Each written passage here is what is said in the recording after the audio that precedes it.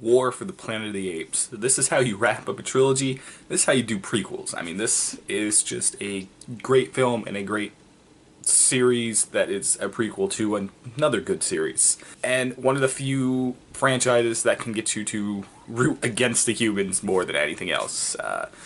Avatar does an okay job of getting you to root against the humans, Ferngully, stuff like that, but this, in a completely different way than those, like, hey, the environment's good and stuff, this is a much different way of getting you to root against the humans by just having great characters on the side.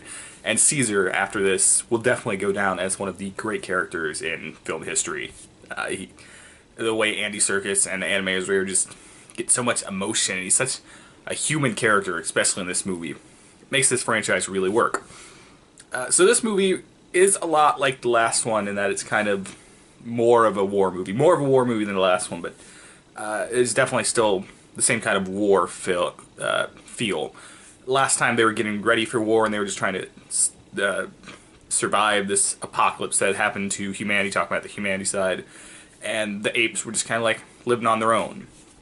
Now in this one, they're much more ready for war because they just want to, at least this group of humans that we encounter just want to wipe out apes completely, and other groups of humans that are encountered later. And the apes still just kind of want to be like, hey, we need to find a new place to leave. We need to get out of here. Just leave, abandon where we're living now in the jungle, and they find a place, but they find it too late.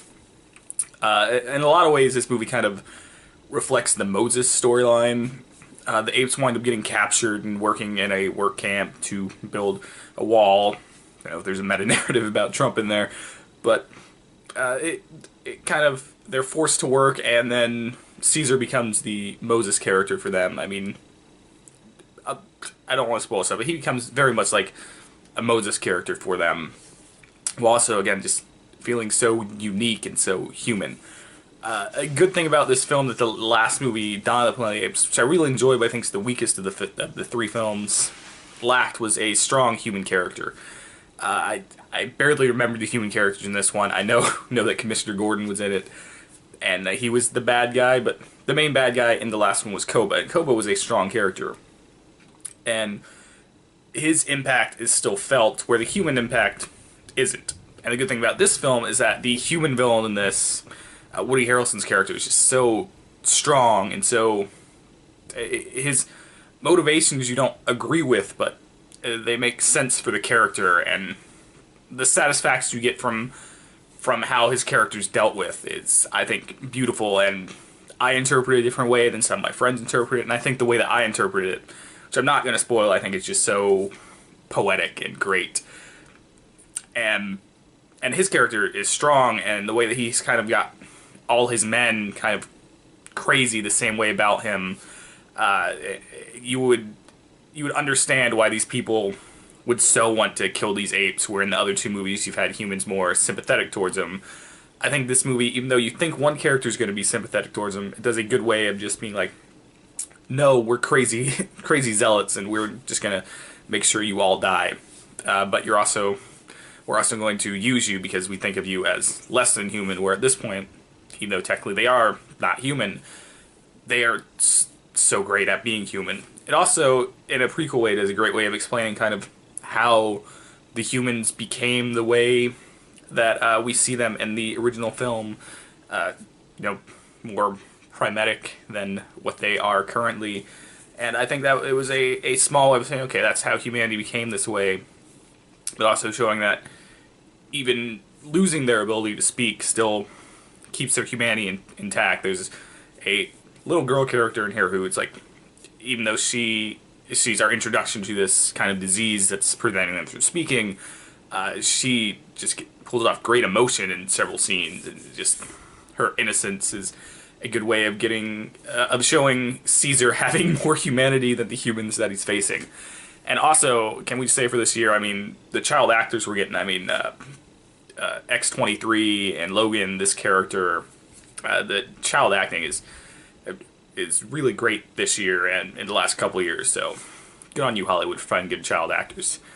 And like I said, Caesar's just such a strong character in this film, and he really makes it, and and the way his character's taken care of, the way that this wraps up his story, and he also has the weight of the other three movies, which so I feel great about this movie is that each of the three films, Rise, Dawn, and War, could probably be seen on their own separately and be great, enjoyable films.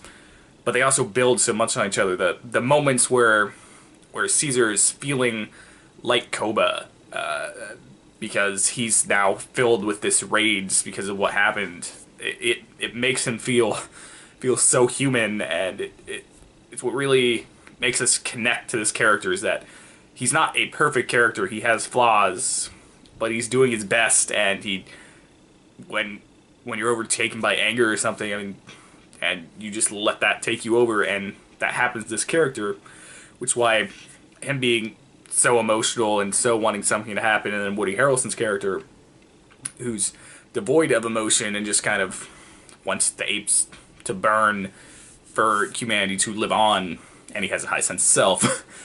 Their clash, I think, is what this movie hinges on and what makes it great. And it's one of the great movies of the year.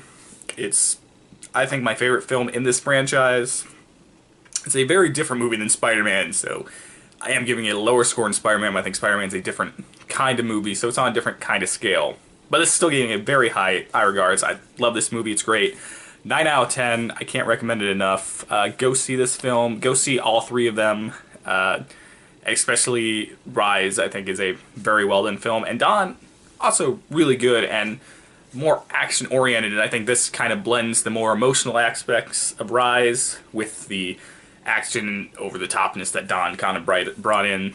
And it's a good way to wrap up this trilogy. And I really don't know what they should do from here. If they remake the original, I think they can do a good job, but I don't really know what that movie will be, since these three movies are all about kind of following and rooting for the apes, and the original's kind of the opposite. So we'll see what they do, if they decide to tell another story in between where this one ends and where the original began, or if they just end it here. Any of these three options, I think, if they think that's the right choice, that'll be the right choice. Let me know down below what you think they should do with this franchise, and if you think Caesar's going to go down as one of the best characters like I do. Hopefully getting 4 reviews up this week. I'm going to try to get some of my older reviews I've yet to edit, so look for like some Pirates reviews and some other books that I read forever ago that I never got up. But I also, tomorrow, specifically plan on getting that Castlevania review, because that was a fine series on Netflix that I want to talk about. Please like, share, and subscribe as always. See you guys tomorrow, if you watch that video. If not, then whatever next video you click on. You can even click on one from me from the past. And I guess technically I never do see you since I'm just looking into the camera, but you get the idea. See ya.